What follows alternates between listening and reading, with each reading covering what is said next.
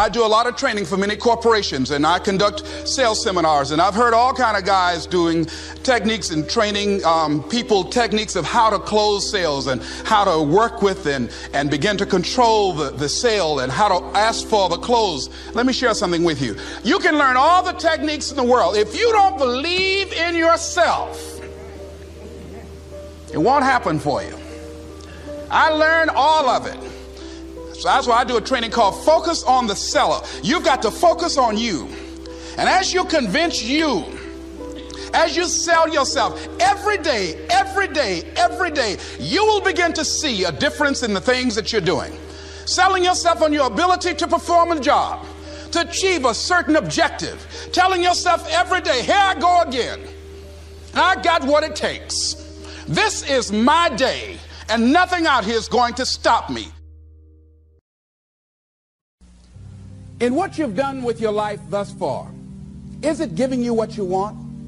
Is it giving you what you want? When you look toward the future, when you look at all that's going on out here, is there some place within yourself you say, hey, I know I need to be out there in that arena. I know I can do more than what I've been doing. I know there's some great music that I have within me that I haven't brought out here yet.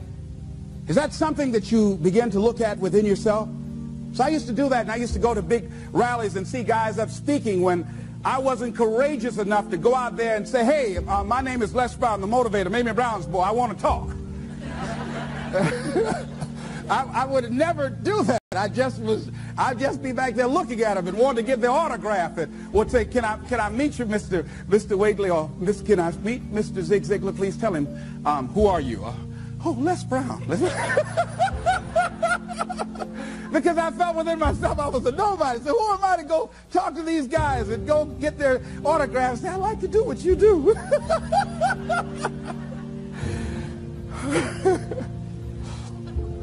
See, I say if you look at your life, and if you're not getting what you want, you owe it to yourself to do something differently. If you're on a job, 85% they say of Americans go to jobs that they're unhappy.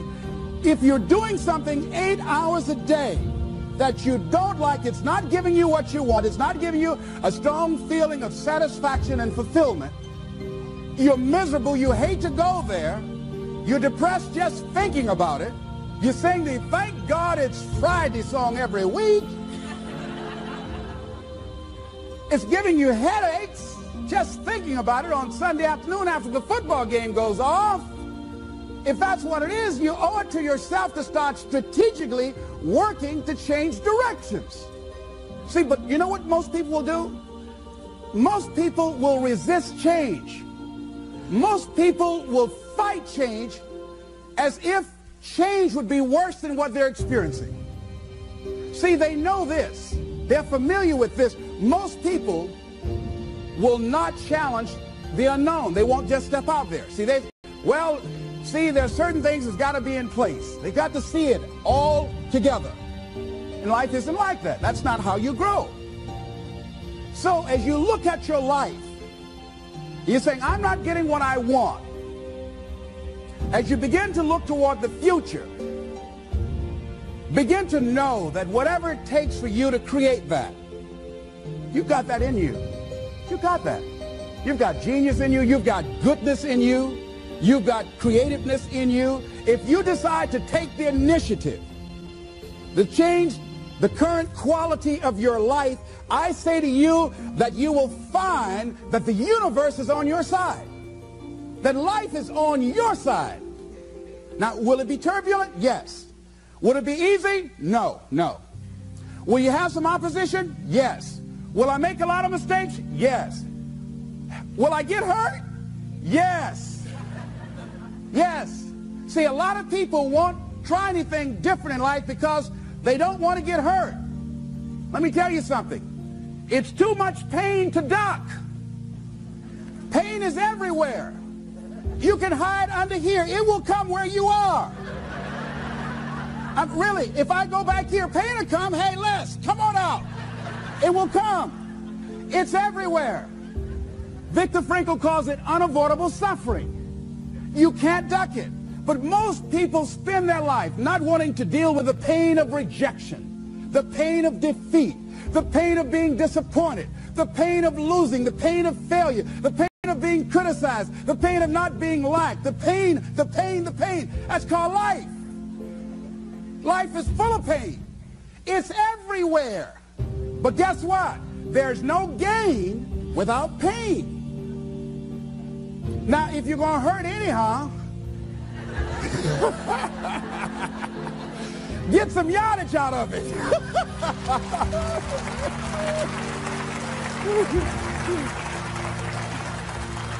Because it's the pain of regret that you experience.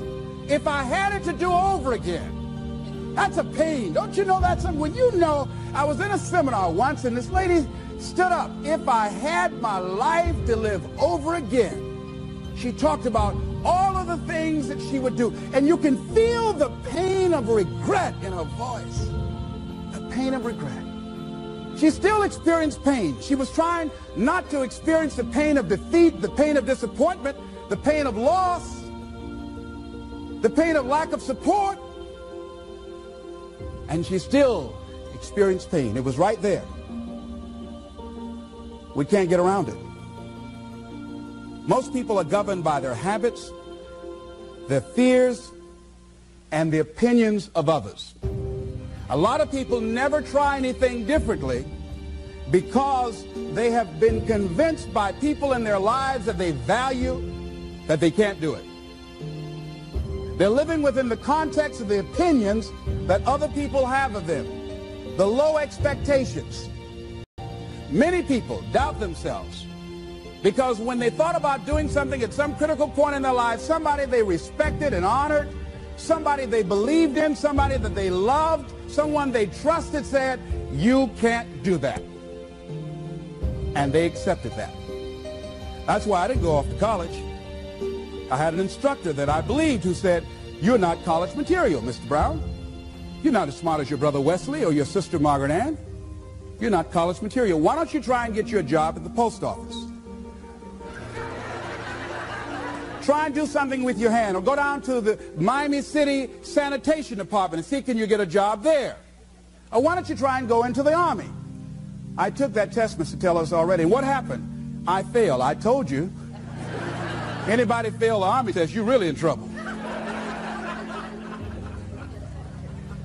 So I went down to the sanitation department to try and get a job, because that's what I believe was possible for me. As you look at your life, ask yourself the question, what would your life be like? What would your life look like if you decided not to care what people thought of you?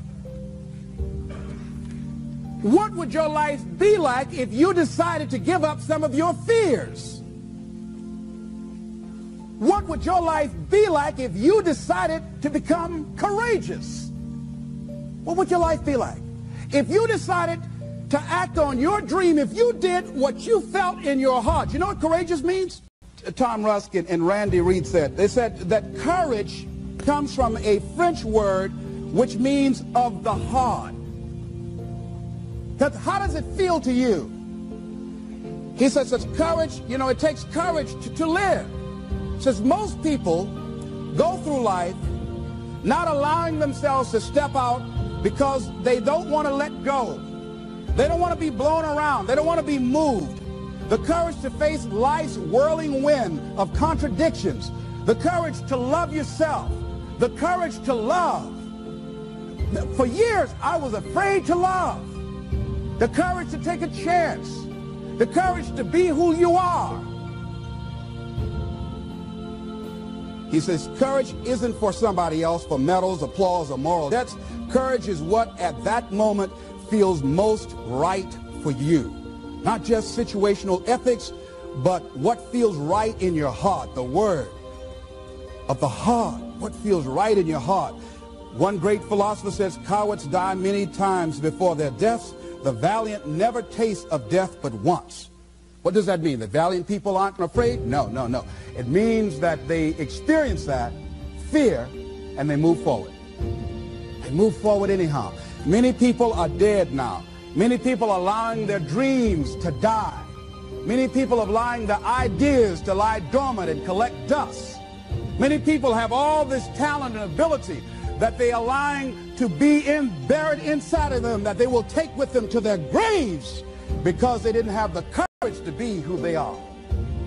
And I say, as you begin to look toward the future and manifesting your greatness, it's going to take everything in you, that your life deserves the concentrated effort to begin to look at how is it that I can express more of me? How is it that I can bring my ideas out here now? How is it? And start living with a sense of urgency, because you're here today, you're gone today. Life is unpredictable. It's uncertain. There are no guarantees. No guarantees out here at all. So holding back, what are you waiting on? Ask yourself, what's the benefit of your waiting? What's the benefit of your not living your dream? What's the benefit of not listening to yourself? Oh, please, listen to yourself. You know the feelings. If you start listening to the feelings in your heart, and I'm doing it now more every day, I find that my feelings, I can trust them. And I say to you that as you look toward the future, you look at life on a daily basis, if there's something that you have been given, if you've heard something within yourself that you know that what you're doing now doesn't fit for you, it doesn't work for you, it's not giving you what you want, and there's something else that you want to do, don't allow that inner doubt in you to talk you out of it, to build a case on why you can't have it, to tell you why you're not good enough. You ignore that inner voice and all of the external voices. Don't judge the possibilities for what you can do based upon the circumstances, because the circumstances won't determine who you are. Don't determine what you're able to do based upon your resources. Don't determine what's possible for you based upon where your life is right now.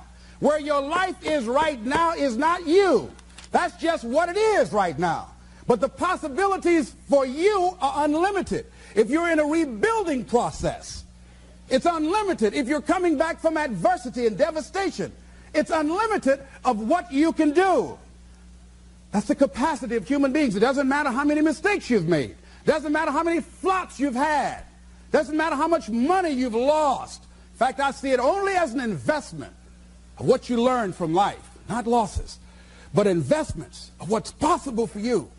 And I say to you that once you start listening to yourself, and as you begin to act on your dream, as you start just trying to find your way, doing what you can with what you have, you will start seeing things opening up for you. You'll start attracting people. You say, where'd they come from? Things will start coming together, clicking for you. You say, whoa. You start brainstorming. Ideas will come out of nowhere as you focus on it. The key to it is to begin to focus on what it is you want to do. Why, Les? Why is that important? Because as you focus on that which you want to do, that which we focus on, that which we give our energy to, it will begin to multiply. It will begin to expand. It will begin to develop your consciousness. And out of that comes your greatness. Out of that comes a commitment. Out of that comes a passion for life. Out of that comes a special power that you have in you that you haven't even called on yet. See, the powers that we have will never reveal themselves if we don't challenge them, if we don't put ourselves in a position where we have to use them. So one of the most important things, I was reading a book that's a really interesting book called Instant Millionaire, and the guy said, put yourself in a position where you can't retreat, where it's do or die, sink or swim. Here's what you'll find out. You'll develop incredible swimming skills. Or swallow half the pool of life. You'll find yourself stroking unlike you've ever seen before. Through the inspiration of desperation, you'll become more creative than ever before. So what is it? How do we handle that whole piece? Throw your whole self into it. See, most people go at it tentatively. They don't give all their stuff. They don't concentrate. They don't put everything they've got in them. One guy wrote a book called All You Can Do Is All You Can Do. And all you can do is enough. But he said, make sure you do all you can do. And if we're honest this evening, we know that we haven't done all we can do. So as we look at the future, we can decide that from this day forward, as I look at my personal relationships, if I look at my professional relationships, if I look at my family relationships, as I look at all the dimensions of my life, looking at myself mentally, emotionally, and spiritually, I'm going to do all I can do to develop me, to bring my talent out here, to make a contribution to life.